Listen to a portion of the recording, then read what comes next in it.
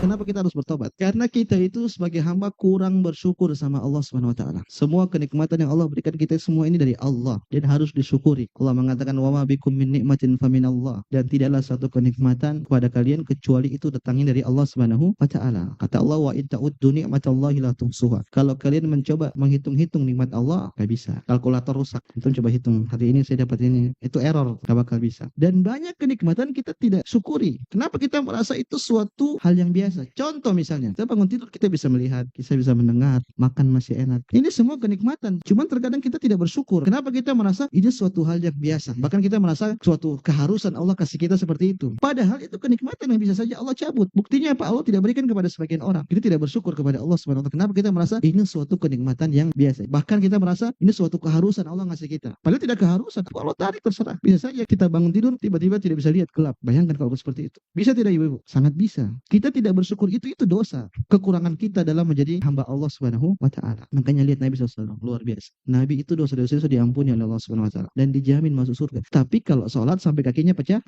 Kita setengah jam itu alhamdulillah. Nabi sholat sampai kakinya bengkak. Aisyah tanya, wahai Rasulullah, kenapa kau lakukan ini? Bukankah kau itu sudah diampuni dosa-dosanya? Kata Nabi, afala akunu abdan syakur. Apakah tidak boleh saya menjadi hamba yang bersyukur kepada Allah Subhanahu wa taala? Kata para ulama, Nabi ungkapkan syukurnya dengan banyak beribadah kepada Allah Subhanahu wa taala. Nah, kita jangankan syukur, kita seringnya mengeluh. Banyak Allah mengatakan innal insana li rabbih lakanud. Sesungguhnya manusia itu sering berbuat kanut. Kanut itu apa? Yadhkurul masaib wa yansan ni'am. Itu sering ingat-ingat musibah, tapi kenikmatan dilupakan. Nah, kita itu semua. Jadi itu tabiat. Makanya kita harus lawan yang seperti itu. Ingat, kita harus bersyukur. Kurangnya kita bersyukur itulah, maka kita harus bertobat kepada Allah Subhanahu wa taala.